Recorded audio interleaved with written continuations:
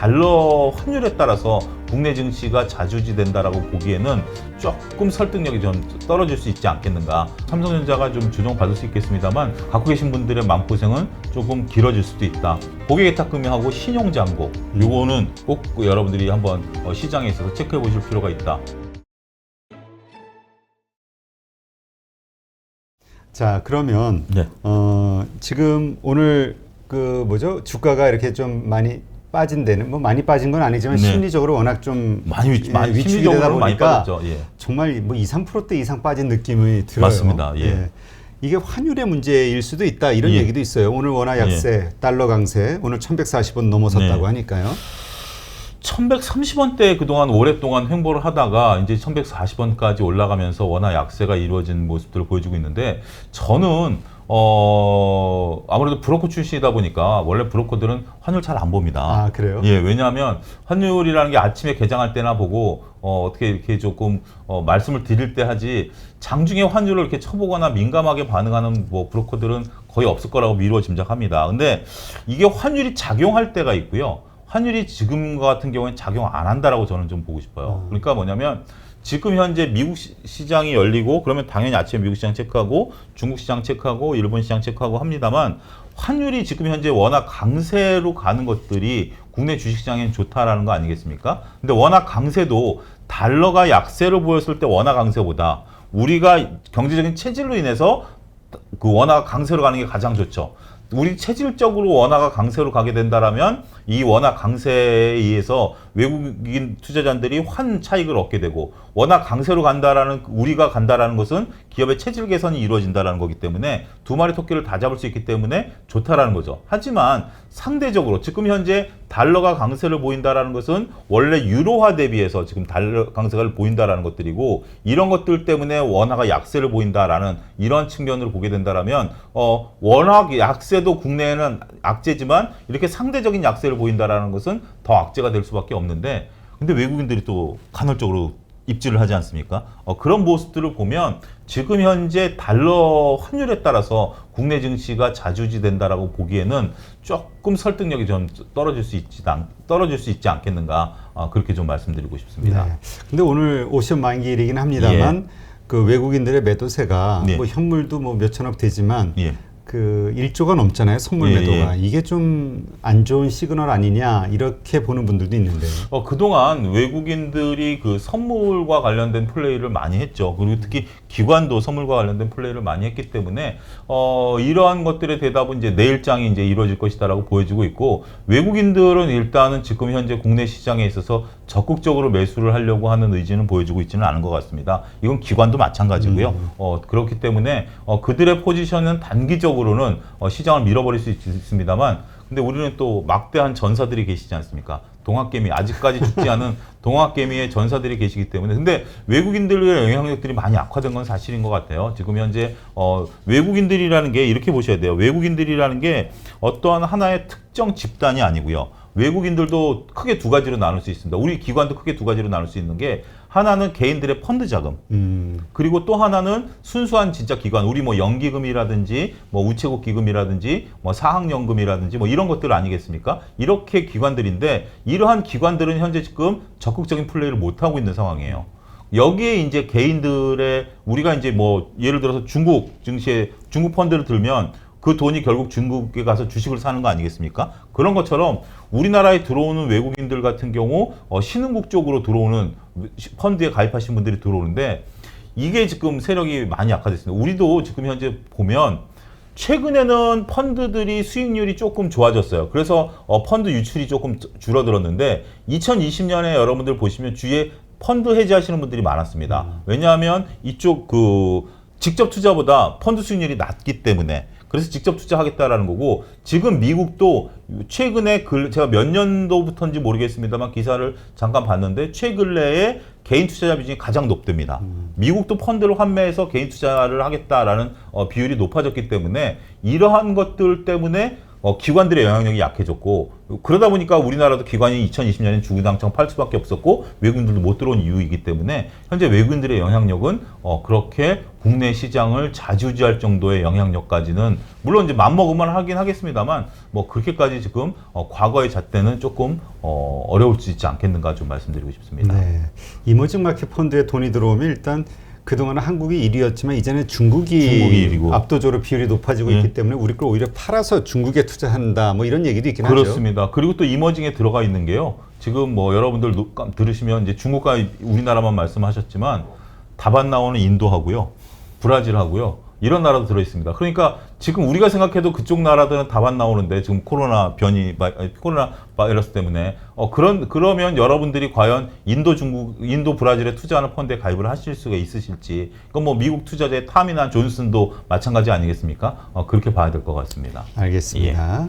자, 그렇다면 지금 이제 이렇게 수급이 약해지고 있다라는 거. 그러니까 외국인들의 우리는 이제까지 주식 재상승을 위해서는 외국인들의 귀환, 매수를 기다렸는데 지금 오히려 상황은 더 빠져나가는 쪽으로 흘러가고 있으니까. 근데 이런 상황에서 이제 공모주들 이제 쫙 예정이 돼 있고요.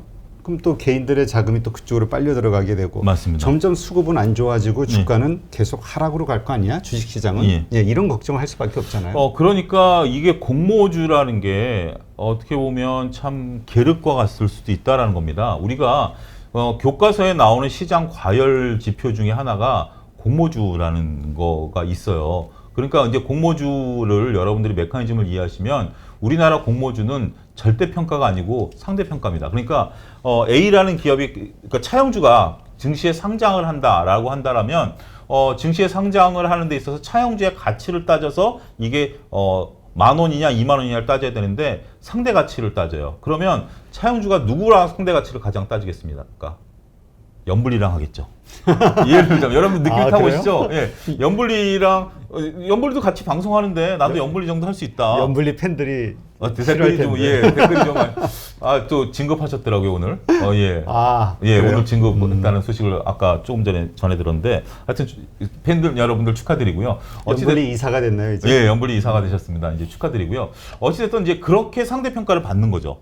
그러다 보니까 지금 현재 기업들의 거품이 있냐 없냐 이제 이런 얘기들 여러분들이 이제 이해가 확 되셨을 텐데 또 한 가지는 이런 것들이 1조 단의 기업들의 공개를 하게 되면 고객의 예탁금 1조가 빨려 들어가는 거 아니겠습니까?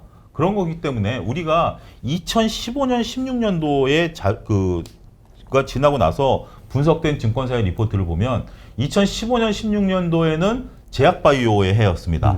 2015년에는 제약바이오의 해였고 2016년까지. 근데 그때 당시에 IPO가 제약바이오 업계에서 어마어마하게 됐죠. 그러다 보니까 결국 이 IPO 때문에 제약바이오가 꺾였다.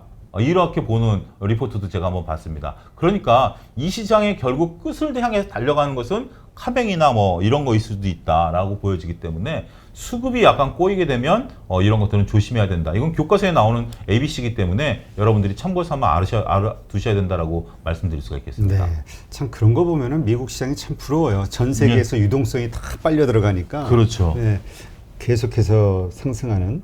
네. 자, 지금 이야기 아까 잠시 하셨지만 삼성전자 정말 깜짝 실적이 나왔어요. 그래도 주가가 흘러내리고 뭐 이래서 내리고 저래서 내리고 어쨌든 오르질 못한단 말이죠. 그럼 도대체 어떻게 해야 오르느냐? 그 참 답답한 거죠, 주주들이.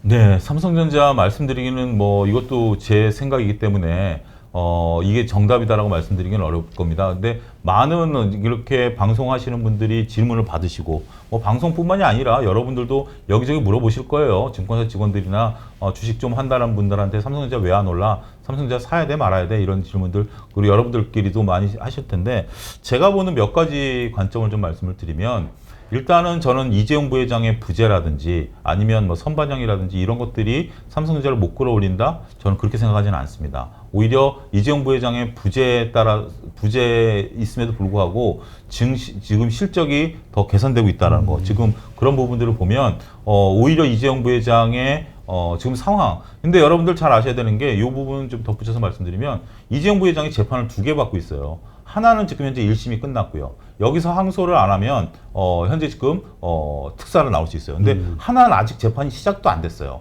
그렇기 때문에 이게 지금 특사로 나올래야 나올 수 있는 상황은 아니에요. 그러니까 두 개가 근데 그렇잖아요. 만약에 1심에서 항소를 안 한다? 그러면 나 특사로 풀어달라는 얘기잖아요. 그렇죠. 그럼 정치권에서 부담이 어마어마합니다. 그렇기 때문에 오히려 대법원 판례까지 나온 상태라면 정치권에서 풀어줄 수 있습니다만 1심에서 항소를 안 한다? 근데 만약에 정부가 8.15 특사를 안 내버린다? 그러면 지금 징역을 살아야 돼요. 이런 것들에 대한 것들 여러분들 참고 삼아 아시고요. 삼성전자가 못 오르는 왜 안 오르냐라고 했을 때 삼성전자가 올라가면 어떻게 되겠습니까? 그걸 역으로 질문 드리고 싶어요. 삼성전자가 9만 전자가 가면 지수가 몇 포인트가 가겠죠? 3,400, 3,500. 우리가 뭐 정확한 거는 뭐 계산 뭐 안 했습니다만 대충 미루어 짐작할 때 최소한 3,400, 3,500은 갈 거 아니겠습니까? 그렇죠. 예, 그렇게 되면 여러분들이 기관 투자자의 펀드 매니저라면 여러분들이 결국 사줘야 돼요. 지금 개인들 비중이 어마어마하게 삼성전자가 높기 때문에 개인들이 일단은 우리가 증시에 있어서 가장 싫어하는 게 남들 물린 거 사주는 겁니다. 남들 물린 거 사준다라는 것은 남들한테 탈출할 기회를 내가 준다라는 거죠. 이거는 증시에 있어서 어떻게 보면 선의로 이루어지는 경우가 별로 없어요. 그러니까 뭐 증권가에서 그렇죠. 어떤 주식이 쫙 가는데 어느 특정 증권사 특정 지점에 큰 손이 그 주식을 갖고 있대. 그럼 절대 안 건드립니다. 왜냐하면 그 큰 손이 돈을 벌게 되기 때문에. 이런 것들 역설적으로 삼성전자 개인들이 많아요. 그럼 결국 기관들이 미래를 보고 사줘야 돼요. 미래를 보고 삼성전자를 사주면 올라가겠죠. 이게 선순환이겠죠. 그리고 외국인들이 사주면 올라가겠죠. 근데 외국인들이 사주면 지수가 3,500을 간다라고 칩시다. 지수가 3,500을 가면 아까 2020년에 개인 투자 대비 펀드 수익률이 나쁘다 그랬어요. 그렇죠. 3,500 가면 펀드 수익률이 어떻게 돼야 되죠? 확 끌어올라야 되는데 지금 삼성전자를 제외하고 나머지 보면 끌어올릴 주식들이 없어요. 근데 제가 왜 지수 3,500을 강조하냐면 우리가 펀드 매니저들을 평가할 때 네가 절대 수익을 냈냐 안 냈냐는 중요치 않습니다. 이건 자문사만 중요하고요. 대부분의 펀드 매니저들은 상대 평가를 받습니다. 벤치마크, 결국 지수 대비 네가 수익률을 냈느냐 못 냈느냐를 받아요. 근데 지수는 내가 삼성전자 사가지고 지수 내가 3,500 올려놓으니까 너는 이만큼 펀드 수익률을 올려야 되는데 너 펀드 수익률은 왜 이거밖에 안 돼? 너 일을 못했어. 이 소리를 여러분들이 과연 듣겠냐라는 거죠. 이러한 얘기들이 증권가에서는 좀 들리는 얘기 중에 하나입니다. 그러니까 예. 매수 매도를 결정하는 그 해당 담당 그 예. 펀드 매니저들이 삼성전자를 적극적으로 살 수 없는 이유다. 예, 그런 거죠. 하나의 나름대로 전 논리가 있다라고 좀 보여집니다. 삼성전자가 종합기업연동에 4만 원에서 8만 원까지 올라갈 때 펀드 매니저들이 엄청 마음고생들을 했거든요. 삼성전자 저걸 담아야 돼 말아야 돼. 지금 밸류를 놓고 보니 담아야 돼 말아야 돼 막 이러고 있는 상태에서 지수는 확 끌어올라가니까 상대적으로 고객들은 야 뭐 삼성전자 왜 못 담았어? 뭐 이거밖에 못해. 펀드 환매해. 막 돈은 빠져나가죠. 이 압박감들이 워낙 심했기 때문에 그게 첫 번째 이유다라는 것들이고요. 두 번째는 삼성전자가 지금 밸류 부분들을 보게 된다면 이거는 조금 뭐 여러분들의 평가에 따라 달라질 수 있습니다. 12조 5천억이면 코로나19 이전의 최고치예요. 12조 5천억이면 영업이익이. 예, 영업이익이. 그러면 지금 12조 5천억이면 코로나19 이전을 이제 회복했어요. 3분기 때 14조까지 보는 측면들이 있습니다. 13조, 14조 좋아지죠. 주가는 몇 배죠? 2배 올랐어요. 그런 부분들을 보면 이게 지금 현재 과연 우리가 조금 지나놓고 넌 얘기하는 거 아니냐라고 하는데 지나놓고 얘기하는 부분들이 아니고요. 이러한 부분들이 결국 삼성전자가 지금 현재 시장에 있어서 그리고 이러한 삼성전자의 실적을 보고 달려들 수 있는 힘이 개인들밖에 없다라고 보여지면 삼성전자는 그렇다고 해서 밀린다라는 얘기가 아니라 기간 조정을 받는 데 있어서 대표적인 주식이 될 가능성도 있다. 저는 그렇게 말씀드립니다. 그러니까 지금의 어떤 조정 기간이 상당히 오래 갈 수 있다. 예, 오래 갈 수도 있다. 근데 지금 많은 분들이 걱정하는 게 이게 아직 방향성을 못 잡고 이렇게 유지가 되고는 있는데 이게 위로 올라가면 다행인데 아래쪽으로 빠지면 또 상당한 폭의 하락이 있을 수도 있다. 이런 과정에 있는 주식들이. 예, 삼성전자가 대표적인데 지금 현재 지금까지는 어떻게 해서든지 8만 전자를 지켜왔었죠. 그렇죠. 그리고 8만 전자가 깨졌을 때 제가 기억이 나는 게 한 달 전인가요? 제가 이제 개장 방송할 때 8만 전자가 개장과 동시에 깨졌는데 한 1, 2분 있다가 회복해 버렸거든요. 그러면서 8만 전자를 안 깨는구나라고 했는데 오늘은 종가상으로 8만 전자를 깨버렸기 때문에 조금 조심스러울 수도 있습니다. 그래서 이게 방향성 지금 제일 어려운 것 같아요. 삼성전자 아니고도 지수를 현재 3,300을 유지해야 할 수 있는 그러한 고난도의 지금 그 스킬을 발휘하고 있는 기관들 아니겠습니까? 그러면서 지금 펀드 수익률을 다 순환매를 돌면서 다 끌어올려 왔기 때문에 이러한 모습을 보면 삼성전자가 좀 조정받을 수 있겠습니다만 푹 꺼지거나 그럴 가능성은 제가 볼 때는 아직까지는 뭐 삼성전자 이렇게 호실적 나오고 있고 3분기 긍정적인 모멘텀 보면 푹 꺼지지는 않을 것 같아요. 하지만 갖고 계신 분들의 마음고생은 조금 길어질 수도 있다. 그렇게 좀 말씀드리고 싶습니다. 그 이번에 이제 삼성전자 영업이익이 나올 때 그 매출이 어디 부분에서 발생하는지를 좀 봐라. 그러니까 특히 그 비메모리 반도체 쪽에 실적이 어떤지를 좀 보고 그 성장세를 한번 확인을 해봐라 이런 얘기도 있긴 했었어요. 그러니까 이제 비메모리 부분에서 지금 현재 약 그 7조 정도 이익 나올 것으로 보이니까 반도체 슈퍼 사이클은 맞습니다. 반도체 슈퍼 사이클은 맞고요. 휴대폰 부분이 조금 약간 감익할 것으로 현재 지금 그 분석은 좀 나오고 아직 세부 사항은 아직 안 나왔는데 그걸 이제 일부 증권사에서 이렇게 좀 보니까 그렇게 할 것이다라고 추측은 좀 하고 있습니다만 글쎄요 뭐 또 일부는 또 휴대폰에서 또 새로운 모멘텀을 찾는 전문가분들도 계시긴 한데 슈퍼 사이클은 맞습니다. 근데 슈퍼 사이클이라고 해서 그리고 또 한 가지 제가 말씀을 드릴 수 있는 게 우리가 시장은 합리적인 시장이 아니다라는 점이죠. 그렇죠. 모든 게 주가가 그러니까 기업의 가치가 좋으니 주가가 같이 올라가줘야 된다라는 합리적 가설에 의해서 움직이는 시장은 아니다. 결국 주가는 변동성을 갖게 되고 기업의 가치는 삼성전자 같은 경우 꾸준히 올라가는 추세 아니겠습니까? 코로나19로 감익됐던 것들이 다시 듣고 올라가는 수준이지만 주가는 그거를 반영 못하는 지금 수급상 논리일 수도 있다. 결국 외국과 기관이 못 사고 있고 개인만 사는 수급 논리로 볼 때는 이게 저평가 구간일 수도 있다. 그래서 이 저평가는 언젠간 해소되겠지만 쉽게 많은 개인 투자자들이 원하는 뭐 이렇게 된다라면 주식이 쉬워질 수 있죠. 근데 우리가 그런 것들은 조금 아닐 수도 있다 이렇게 말씀드릴 수 있겠습니다. 네, 사실 저는 그 작년 하반기쯤인가 하반기 뭐 혹은 그 말쯤 그 어떤 분이 이런 얘기를 했던 게 기억이 나요. 앞으로 주식시장이 더 갈지 아니면은 하락으로 갈지는 오직 수급에 달려 있는데 결국 그러자면 이 시장을 끌고 온 개인 투자자들의 어떤 수급 현황을 봐야 된다. 유동성 그거에 따라 좀 달라질 수 있다. 근데 이제 갈수록 좀 이렇게 이미 많이 샀잖아요. 개인들이 많이 산 상태에서도 지금 뭐 60조 이상을 뭐 유지는 하고 있지만 이런 것이 점점 말씀하신 대로 재미가 없다 보니까 빠져나가기 시작하면 이게 계속 악재로 누적이 되면서 더 악순환에 빠지는 게 아닐까 이런 걱정도 되긴 하거든요. 그렇습니다. 가장 우려시되는 게 이제 60조 밑으로 한번 해서 썰물처럼 한번 빠져나가기 시작한다라면 지금 이제 이게 가둬놓은 거 아니겠습니까? 60조 그렇죠. 이상을 가둬놓은 상태이고 이게 지금 뭐 IPO가 있을 때마다 70조까지 올라갔다가 뭐 58조까지 떨어졌다가 이제 그 이제 당일 등락은 좀 있을 수 있겠습니다만 평균적으로 60조가 깨지면서 그러니까 지금은 인식이 그래도 아직까지는 지금 뭐 주위에서 분석들이 힘들어도 주식을 하자라는 쪽들이고요. 그렇죠. 그리고 2030 세대들 같은 경우는 주식 아니면 대안이 없다. 더군다나 지금 코인 시장마저도 흔들려 버리고 있기 때문에 주식이 아니면 대안이 없다라고 보는 측면들이 강하긴 합니다만 이 긍정적인 생각이 부정적인 시각으로 바뀌게 된다면 주시장은 더 오히려 데미지를 입을 가능성도 있다라고 봐야 되겠죠. 네. 예. 그 하여튼 주식이 투자하시는 분들은 그 고객 예탁금 이 추이를 계속 한번 잘 지켜봐야 되겠네요. 고객 예탁금 같은 경우 여러분들 그 증권사마다 여러분들이 거래하신 증권사마다 발표를 하는데 이게 월요일날 발표하는 증권사가 있고요. 금요일날 발표하는 증권사가 있습니다. 뭘 보시든지 상관없는데 고객 예탁금하고 신용잔고 요거는 꼭 여러분들이 한번 시장에 있어서 체크해 보실 필요가 있다. 이렇게 말씀드릴 수 있겠습니다. 네. 자, 그렇다면 이제 2분기에 이제 좋은 실적을 앞으로 낼 거라고 예상되는 기업들, 그다음에 계속 이어지는 어떤 실적의 상승을 기대할 수 있는 기업들 이런 것들이 이제 결국 주가가 상승할 만한 기업이라고 우리가 볼 수 있잖아요. 그렇습니다. 이런 기업들이 어디가 있을까요? 앞서도 잠깐 언급드렸던 것들이고요. 뭐 자동차라든지 금융 섹터를 저는 가장 좋게 보고 있고요. 금융 섹터 같은 경우 특히 은행 같은 경우는 현재 비이자 수입, 그러니까 이자 수입이 50%대까지 떨어졌어요.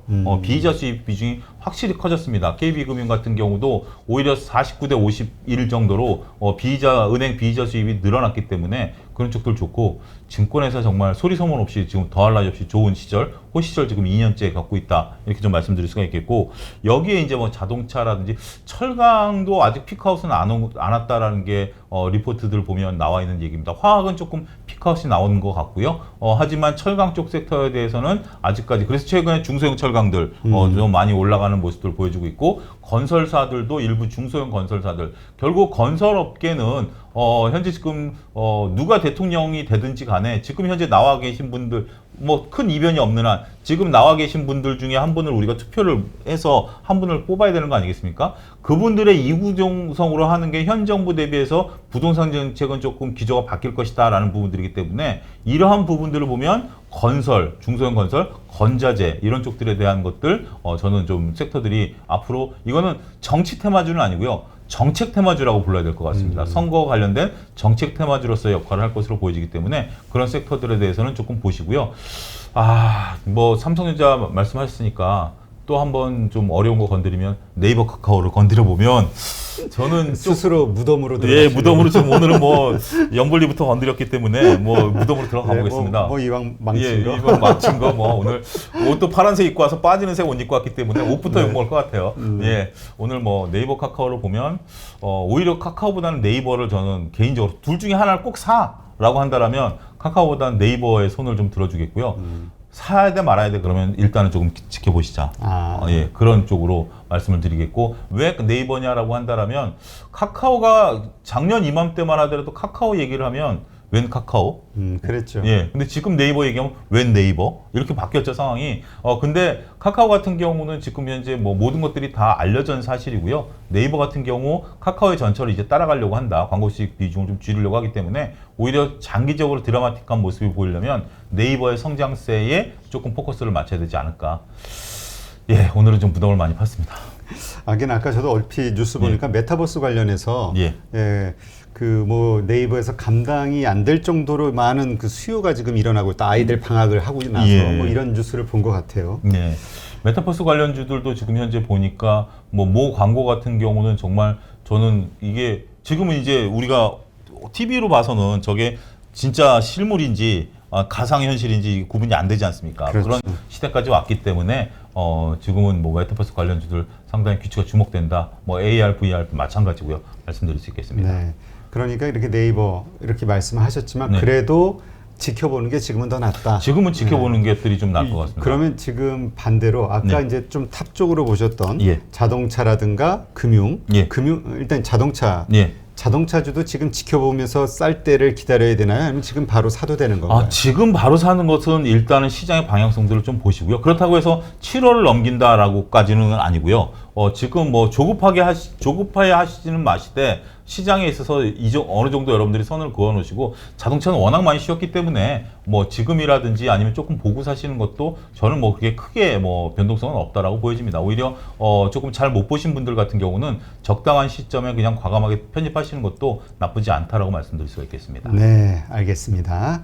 네, 이렇게 해서 YG 경제연구소장이시죠. 차용주 소장님과 오늘 주식시장에 대한 점검을 한번 해봤고요. 하여튼 힘든 시장이지만 뭐 이럴 때일수록 정신 똑바로 차려야 되겠죠. 그렇죠. 네. 그러다 보면은 이제 또 좋은 날도 오니까. 근데 이게 저도 이렇게 방송을 이렇게 하면서 2년 정도 하면서 보니까 이게 계속 반복인 것 같아요.